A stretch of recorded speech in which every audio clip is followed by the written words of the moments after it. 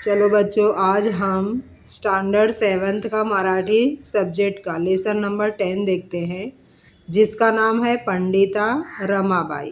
क्या नाम है? पंडिता रमाबाई। जिसका यहाँ पर देखो फोटो दिया है, इनका ही नाम है पंडिता रमाबाई। इनका जन्म कब हुआ था? देखो, एक किसने लिखा है? डॉक्टर अनुपमा उजगरे ने लिखा है।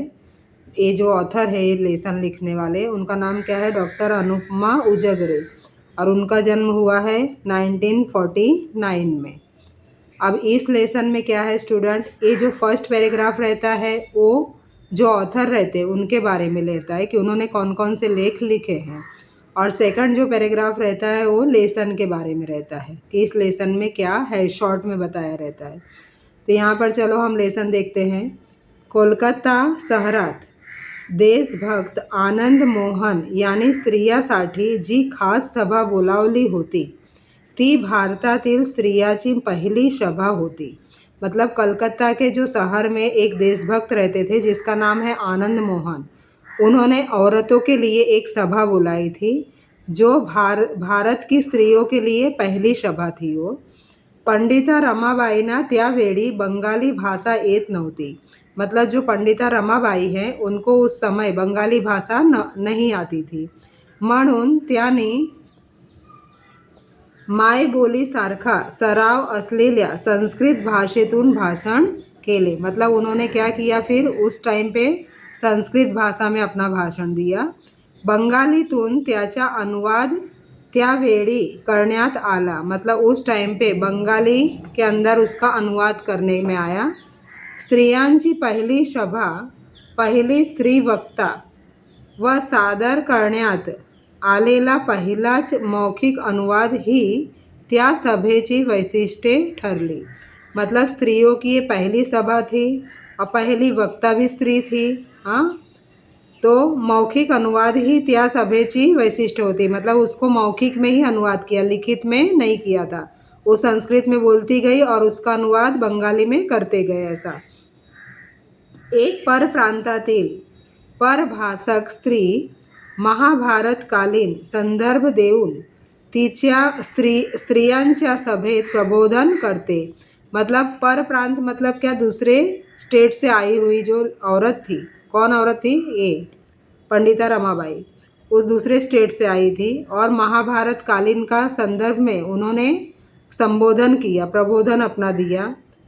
ही घटनाच फार आगळी वेगळी होती। मतलब ये जो घटना था अलग ही कुछ था, क्योंकि उस टाइम पे रूढ़िवादी कुछ लोग थे कि औरतों को कुछ करना नहीं है, ऐसा सिर्फ आदमी लोग ही कर सकते हैं। तो आई वडील व बंधू याच्या निधनानंतर एकटे जगणे किती कठीण आहे। मतलब उन्हें लग रहा था कि उसके पापा भी ख़त्म हो गए, मम्मी भी ख़त्म हो गई, उनके भाई बंधु भी सब ख़त्म हो गए। अब उसके बाद अकेले ज़िंदगी निकालना बहुत ही कठीण था उनके लिए। हे अनुभवल्यावर रमाबाईंनी विवाह करण्याचे ठरवले। मतलब ये अनुभव उनको हुआ, उसके बाद उन्होंने सोचा चलो अब शादी कर लेते हैं। अतिशय विद्वान वकील म्हणून ख्याती असलेल्या बिपिन बिहारी मेधावी याच्याशी त्या रीतसर विवाहबद्ध झाल्या। मतलब उन्होंने क्या किया, बहुत सारे मतलब पढ़े लिखे थे, विद्वान थे, जो वकील थे वो पेशे से, जिनका नाम था बिपिन बिहारी मेघावी, उनके साथ उन्होंने शादी की। त्यावेळी त्याचे वय 22 वर्षाचे, म्हणजे त्या वेळच्या रूढीच्या दृष्टीने फारच वाढलेले होते। मतलब उस समय उनका जो एज था वो कितने था, 22 साल की थी वो। मतलब उन लोग के टाइम पे देखो, पहले के लोग 10-12 वर्ष में ही शादी कर देते थे, तो उनके लिए बहुत ही आश्चर्य की बात है कि अरे इनका तो 22 साल की हो गई। ऐसा विवाहानंतर 2 वर्षाच्या आतच बिपिन बाबूचे निधन झाले। मतलब जैसे उनकी शादी हुई 2 साल में उनका आदमी का ख़त्म हो गए, मतलब डेथ हो गया। महाराष्ट्रातील सुधारकाच्या विनंतीवरून रमाबाई आपल्या तान्ह्या मुलीला घेऊन पुण्यात आल्या। मतलब महाराष्ट्र में उस समय सुधारक के तरीके से काम चल रहा था कि उन्होंने विनंती किया कि भाई मैं सुधार का कुछ काम करूँगी ऐसा। तो उन्होंने क्या किया, अपनी छोटी सी लड़की को लेके पुणे में आ गए, पुणे शिफ्ट हो गए। त्याचे पहिले व्याख्यान न्यायमूर्ती रांडे याच्या घरी झाले। मतलब उनका जो पहला व्याख्यान था, भाषण था, वो न्यायमूर्ती रांडे के घर पे हुआ था। तिथेच प्रत्येक आठवड्यात एकेका घरी त्याचे व्याख्यान व्हावे असे ठरले। मतलब उस टाइम पे महाराष्ट्र में उनका ऐसा निश्चित हुआ कि भाई एक एक जन के घर पे रोज उनका व्याख्यान होगा। बाई माणूस बोलते तरी कशी हे पाहण्याची उत्कंठा प्रत्येक पुरुषाला लागली होती। मतलब उन लोग के लिए तो नवल था, मतलब आश्चर्य था कि बाई मानुस मतलब औरत जात किस तरह से बोलती है वो हमको सुनना है करके, ऐसे इस तरह से सब जेंट्स लोग को लगता था, आदमी लोग को। व्याख्यानाला येणाऱ्याने आपल्यासोबत घरातल्या एका स्त्रीला आणल्याशिवाय प्रवेश मिळणार नाही अशी पंडिताबाईच्या व्याख्यानाच्या निमंत्रण पत्रिकेत एक अटक घातलेली असे। अशी आठवण आपल्या सासऱ्याबरोबर सभेला गेलेल्या काशीबाई कानिटकरांनी लिहून ठेवली आहे। मतलब उन्होंने क्या अपना उसमें कंडीशन लगा दिया था उनके व्याख्यान में कि कोई भी जेंट्स अकेला नहीं आएगा, अगर वो आना चाहता है तो अपने घर की कोई भी एक स्त्री को साथ में ही लेके आएगा, तभी उसको एंट्री मिलेगा। ऐसा किसने लिखा था? कानिटकरानी, मतलब जो काशीबाई कानिटकर है उन्होंने अपने लेख में लिखा हुआ था, तो उससे पता चला। स्त्रियांनी शिकले व शिकवले पाहिजे, त्यासाठी आपल्या मातृभाषेचे अचूक ज्ञान प्राप्त केले पाहिजे। मतलब स्त्री को हमेशा सीखना भी चाहिए और सिखाना भी चाहिए। इस तरह से उन्होंने अपने मातृभाषा में उनके लिए ज्ञान लिखा था करके, उनको समझाने के लिए कि किस तरह से हमें पढ़ाना चाहिए। शिक्षिका म्हणून उभ्या राहण्यासाठी स्त्रियांना प्रोत्साहन म्हणून शिष्यवृत्त्या दिल्या पाहिजेत अशी शिफारस त्यांनी हंटर कमिशनकडे केली। मतलब उन्होंने हंटर कमीशन का, उस समय अंग्रेज़ों का सरकार था, तो उनके पास उन्होंने सिफारिश की कि लड़कियों को पढ़ाना ही चाहिए और उसके लिए जब वो शिष्यवृत्ति मतलब स्कॉलरशिप वो पास करेंगे तभी लड़कियों को लालच से घर से लोग पढ़ाने के लिए भेजेंगे। ऐसा अनाथ, अपंग, विधवा अशा स्त्रियांची सेवा करून त्यांना स्वावलंबी जीवन जगता यावे यासाठी कार्य करण्याचा आपला निश्चय रमाबाईंनी पुणे, मुंबई, अहमदाबाद इथल्या पुढाऱ्यांना व धनवानांना कळवला। मतलब क्या देखो, उन्होंने जितने भी अमीर लोग थे उनको बोला कि मैं अनाथ, अपंग, विधवा इन सब लोगों को उनको कुछ न कुछ स्किल सिखा के और उनको अपने पैरों पर करना चाहती हूँ। ऐसा करके उन्होंने जितने भी अमीर लोग थे उनको जा के मिल के बताया। पण अशा कार्याची समाजाला काही गरज आहे हा विचारच काही ना पटला नाही। मतलब कितने अमीर लोग को ये चीज़ अच्छी नहीं लगी कि क्या ज़रूरत है समाज को, ये सब ज़रूरत नहीं है, ऐसा करके उन्होंने बोला। एका उदार गृहस्थाने 10,000 रुपये देऊन त्या रकमेत रमाबाईंनी त्याचे 40,000 रुपयात होणारे काम करून दाखवावे अशी अट घातली।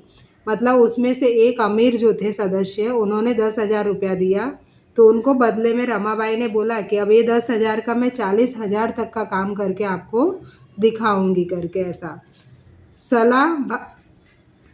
मला भारतातील सर्व स्त्रियां सारख्याच आहेत। मतलब मेरे लिए भारत की जितनी भी स्त्री हैं सब समान हैं। जेथपर्यंत माझ्या शरीरात रक्ताचा एक बिंदू मात्र आहे तेथपर्यंत आपल्या स्त्री जातीचे कल्याण व सुधारणा करण्याच्या कामापासून मी पराडमुख होणार नाही। मतलब उन्होंने बोला कि जब तक मेरे शरीर में जान है, रक्त चल रहा है, खून चल रहा है, तब तक मैं भारत के लोगों की सेवा करती रहूँगी। ऐसा स्त्री जातीची सुधारणा करण्याचे व्रत मी धारण केले आहे। मतलब जितने भी लेडीज़ हैं उनको मैं सुधारूंगी, इस तरह से मैंने मतलब संकल्प किया है। ऐसा रमाबाईच्या ह्या उद्गारावरून त्यांना एकूणच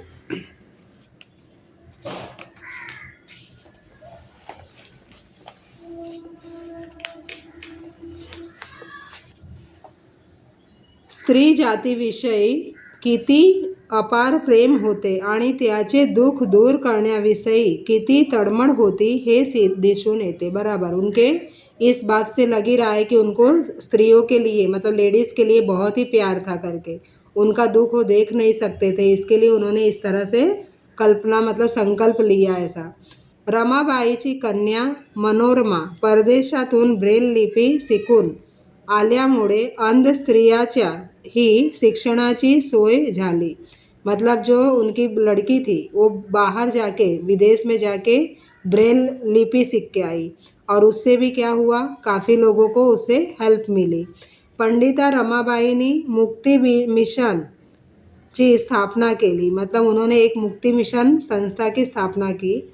मुक्ती मिशनमध्ये जुजबी शिक्षण देऊन मुलींना स्वावलंबी करत असतानाच रमाबाईंनी एक लहान उद्योग व्यवसाय शुरू केले। मतलब उसके अंदर उस संस्था में उन्होंने क्या किया, सबको स्किल प्रोवाइड कर रहे थे और छोटे छोटे उद्योग वहाँ पर चालू किए।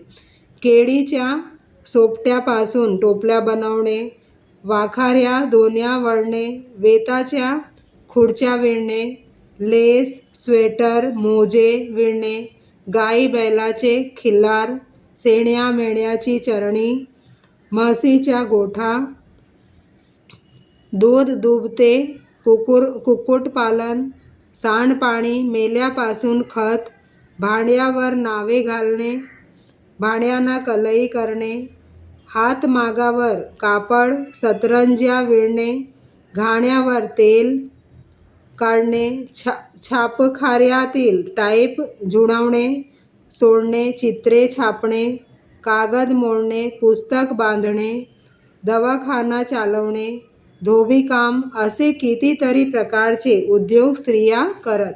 मतलब उन्होंने इस तरह से बहुत सारे उद्योग स्टार्ट किए, किसके लिए, स्त्रियों के लिए स्टूडेंट, ताकि स्त्री जितने भी हैं वो अपने पैर पे खड़ी हो सके ऐसा, और उन्हें इज्जत समाज में मिले।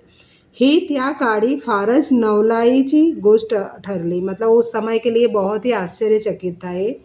2,500 लोक बसू शकतील असे प्रार्थना मंदिर बांधताना काटकसर म्हणून रमाबाईंनी त्याचा आराखडा स्वतःच तयार केला आणि डोक्यावर विटाचे घमेले वाहून बांधकामाला हातभारही लावला।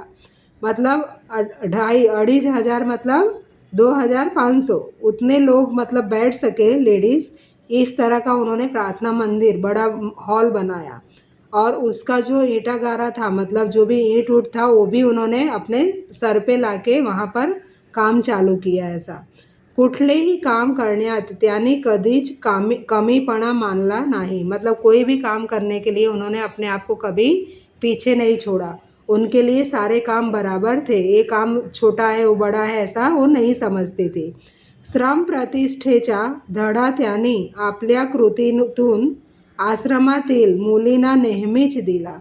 मतलब हमेशा जितनी भी गर्ल्स थी, लेडीज़ थी, उनको श्रम का महत्व उन्होंने समझाया कि मेहनत कैसे करनी चाहिए करके।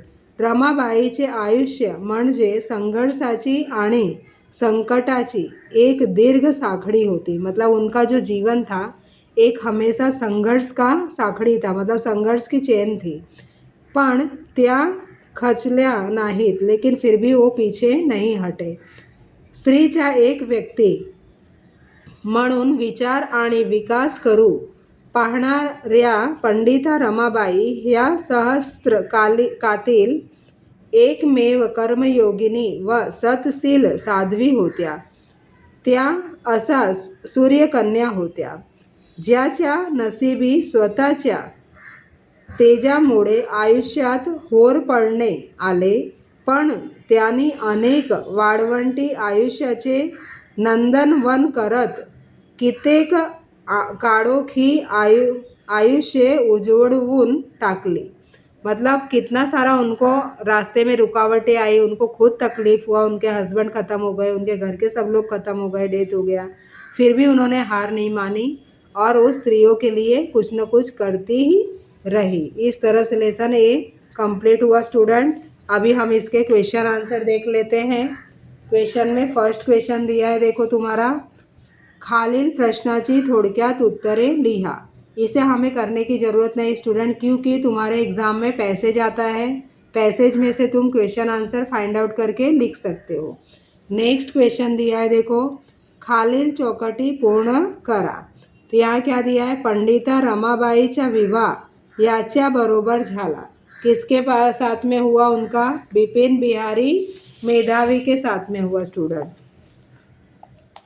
यहाँ पर देखो आंसर दिया है, पंडिता रमाबाईचा विवाह बिपिन बिहारी मेधावी के साथ में हुआ। त्याच्या मुलीचे नाव, उनकी लड़की का नाम क्या था, मनोरमा। अंध व्यक्तिसाठी उपयुक्त लिपि, अंध व्यक्ति को लिए पढ़ाने के लिए कौन सी लिपि आती है, ब्रेल लिपि। सहस्त्रकातील कर्मयोगिनी किसे बोला गया है, पंडिता रमाबाई को। इस तरह से क्वेश्चन कंप्लीट हुआ। नेक्स्ट क्वेश्चन देखो, पंडिता रमाबाईसाठी पाठात आलेली विशेषणे शोधा व लिहा।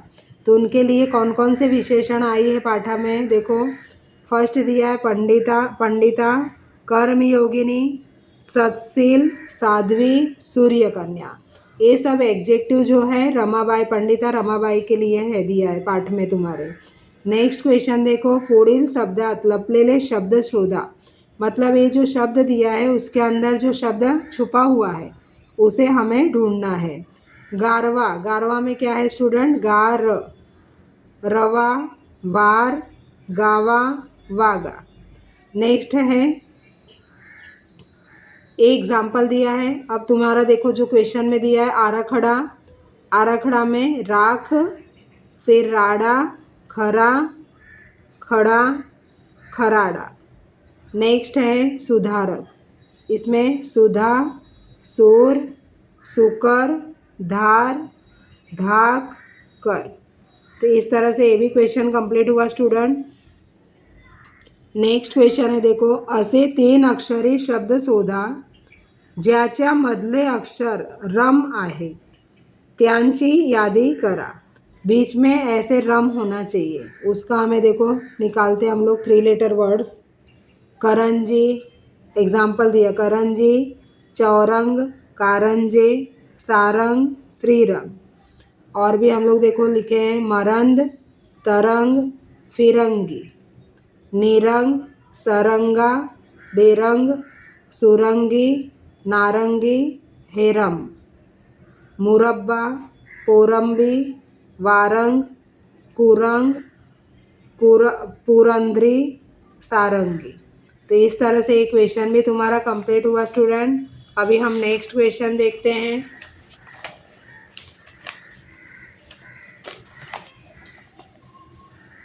यहाँ पर देखो, विरोधार्थी शब्दाच्या जोड़िया लावा। मतलब ऑपोजिट वर्ड हमें लिखना है, उसको मैच करना है। जोड़िया लावा मतलब मैच करना है। वक्ता का क्या आएगा स्टूडेंट, श्रोता। आठवण, विस्मण, विधवा, सधवा, स्वावलंबी, परावलंबी, दूर, जवळ, अंध, डोळस। तो ये भी क्वेश्चन कंप्लीट हो गया। नेक्स्ट क्वेश्चन देखो, तख्ता भरा, पुल्लिंग स्त्रीलिंग। मतलब तुम्हें अगर पुल्लिंग दिया है तो स्त्रीलिंग लिखना है, स्त्रीलिंग दिया है तो पुल्लिंग लिखना है। पुरुष, पुरुष का क्या आएगा, स्त्री। कन्या, कन्या का आएगा पुत्र। विद्वान, विद्वान का आएगा विदुषी। शिक्षिका, शिक्षिका का आएगा शिक्षक। सासरा, सासरा का सासू। साध्वी, साध्वी का आएगा साधु। तो इस तरह से ये भी क्वेश्चन कंप्लीट हुआ स्टूडेंट। नेक्स्ट क्वेश्चन देखते हैं, वाक्य प्रचार व अर्थ याच्या जोड़िया लावा। जोड़िया मतलब मैच करना है। फर्स्ट देखो क्या दिया है, देखो ख्याति असणे। ख्याति असणे का क्या आएगा, प्रसिद्धि असणे। नेक्स्ट दिया है हातभार लावणे, उसका आंसर है मदद करणे। धडा देणे, शिकवण देणे। वंचित ठेवणे, पारखे ठेवणे। ते भी का क्वेश्चन कंप्लीट हुआ। नेक्स्ट क्वेश्चन देखो, पुढे दिलेल्या शब्दांचे पहिले अक्षर बदलून कंसात दिलेल्या अर्थाचा शब्द बनवा। मतलब इसमें फर्स्ट अक्षर को चेंज करके दूसरा अक्षर बनाना है। यहाँ पर देखो एक एग्जाम्पल दिया है, खजूर। खजूर कामगार, अब खजूर मतलब इधर ब्रैकेट में क्या दिया है स्टूडेंट, कामगार। कामगार मतलब कामगार के रिलेटेड खजूर का सिमिलर वर्ड ही बताना है तुम्हें, मतलब साउंड उसका सेम होना चाहिए। तो देखो खजूर का क्या यहाँ लिखा, मजूर। पुस्तक का क्या आएगा, यहाँ क्या बोला है, डोड़े, तो क्या आएगा, मस्तक। डोड़े को क्या बोलते हैं, मस्तक। समता, माया बोला है तो ममता। सागर, समुद्र का क्या नाम है दूसरा, सागर। घाघर का सागर। देन नेक्स्ट कड़क, रास्ता कोई, कड़क का क्या आएगा, सड़क। गाजर का प्राणी का नाम क्या होता है, मांजर। प्रवास, प्रवास का घर का नाम क्या होता है, निवास। तो इस तरह से जो ब्रैकेट में दिया है उसी का ही सिनोनिम्स यहाँ पर लिखना है आंसर में। तो ये भी क्वेश्चन कंप्लीट हुआ स्टूडेंट। नेक्स्ट क्वेश्चन देखो, चौकटीत दिलेल्या उभ्यान्वी अव्ययाच्या योग्य वापर करून रिकाम्या जागा पूर्ण करा। यहाँ पर देखो मंगल खंजिरी, तो उसका आंसर क्या आएगा स्टूडेंट, यहाँ पर देखो मंगल खजिरी आणि, क्या आएगा इधर, आणि टाळ छान वाजवते। काका आला परंतु काकी आली नाही।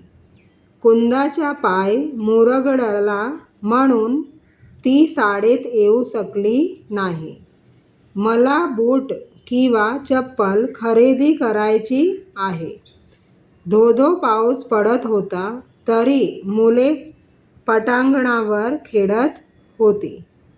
तुझी तयारी असो वा नसो तुला गावी जावेच लागेल। तो ये भी क्वेश्चन कंप्लीट हुआ।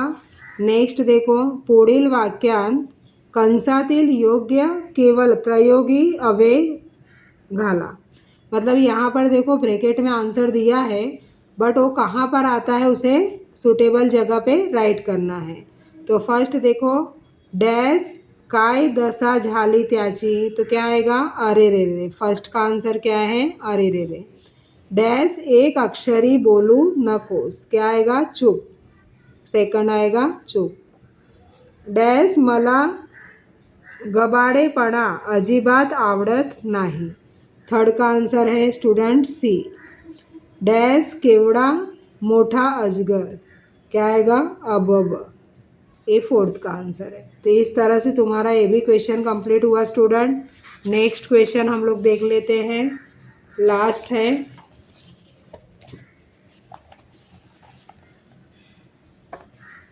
पुढील मुद्द्याच्या आधारे अर्थपूर्ण परिच्छेद तैयार करा व त्याला योग्य शीर्षक द्या।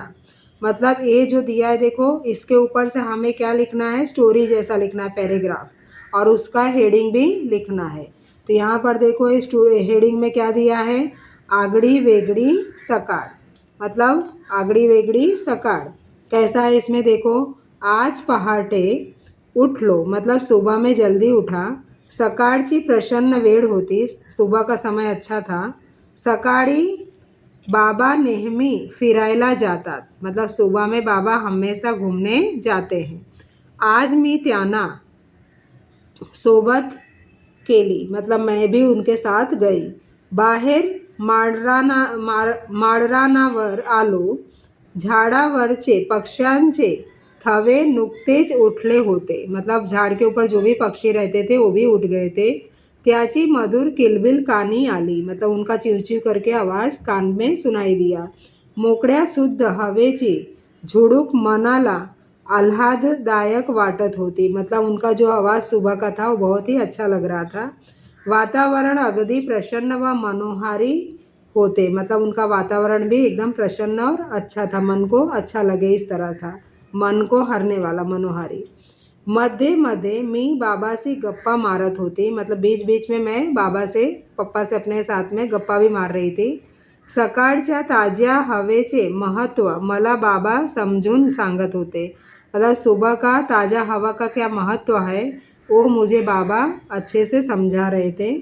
मीही दररोज सकाळी फिरण्याचा माझा संकल्प त्यांना सांगितला, मतलब मैंने भी उनको बोला कि मैं भी संकल्प की सुबह में रोज़ घूमूंगी। त्यांना आनंद झाला, मतलब उन्हें बहुत ही अच्छा लगा।